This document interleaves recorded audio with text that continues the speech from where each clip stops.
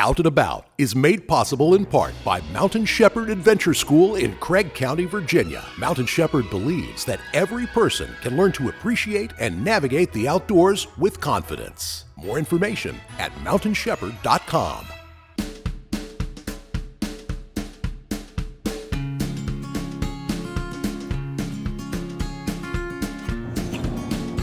Good morning, this is Tom Landon welcoming you to another edition of Out and About.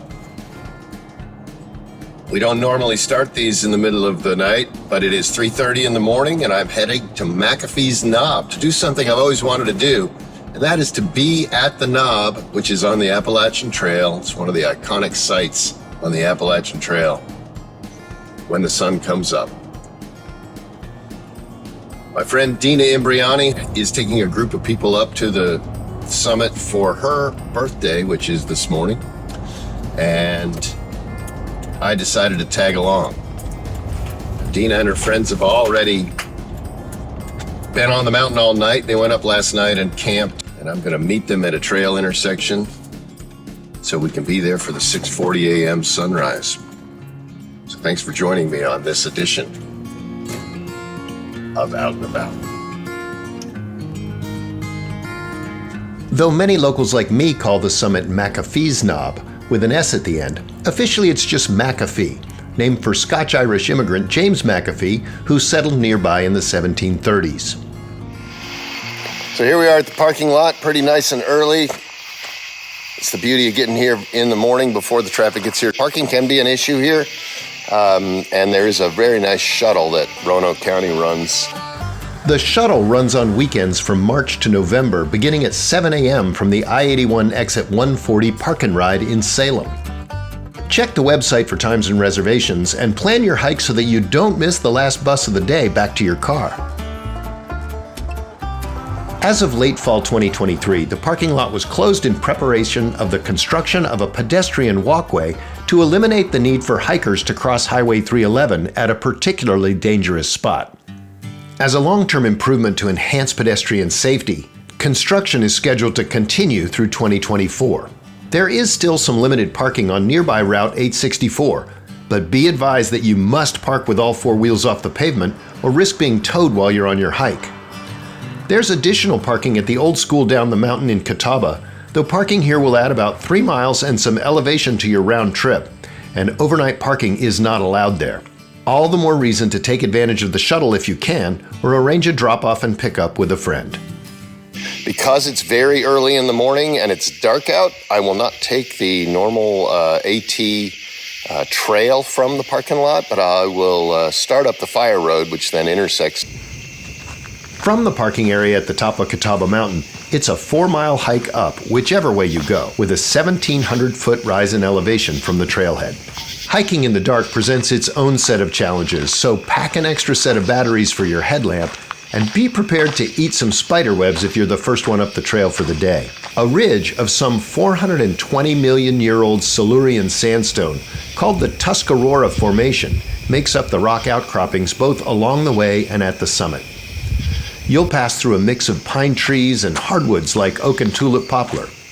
And keep your eye out for critters as you shuffle up the fire road. So now we have made it to the intersection of the fire road and the Overlook Trail. Now we sit and wait for our friends. According to my watch, it was 2.5 miles to here, almost. And we did that in about an hour and 5 minutes. After waiting for just a few minutes with my headlamp off, breathing in the humid August air and listening to the late summer crickets, my friends emerged from the darkness so we could continue to the summit together. Good morning, Dina. Good morning. As we approached the summit, the temperature dropped at least 10 degrees as our sweat dried up, leaving us comfortably chilly. When we heard the wind rustling through the treetops on what had been a dead calm morning, we knew our goal was in sight.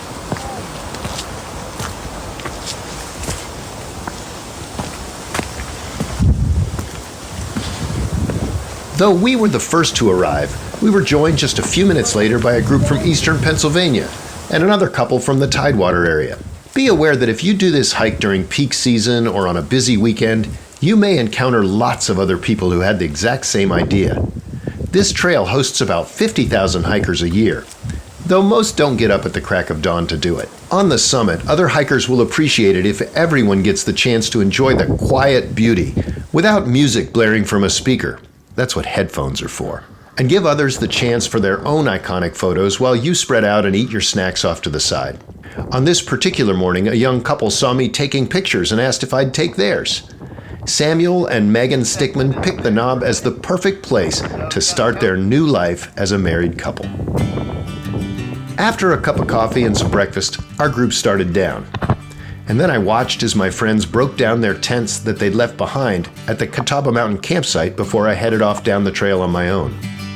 Camping is prohibited at the summit, but there are 2 sites on the way up and one not too far past the summit.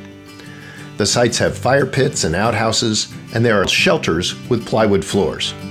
It's generally considered good trail etiquette to leave the shelters for tired thru hikers on their way from Georgia to Maine. But if you do stay in one, make sure to clean up after yourself and secure any food in a bear-proof receptacle. Pack out any trash and don't ever leave any food behind to avoid attracting critters, large or small. Though there are signs for water near the shelter, the streams are often dry, especially in summer, and you should have a plan to filter and/or treat anything you plan to drink. The best plan is to carry your own, at least 3 liters per person, to avoid dehydration. I do have to say that now that it's light and I can see, the trail is in really amazing shape thanks to the many volunteers who work along with the Appalachian Trail Conservancy to keep this heavily traveled trail passable. And I don't see trash, which means people have been through here picking it up, because sometimes you come and there is a lot. So if you do come do this hike, bring an extra plastic bag so that you can haul out anything you see, even if it's not yours, on the way out.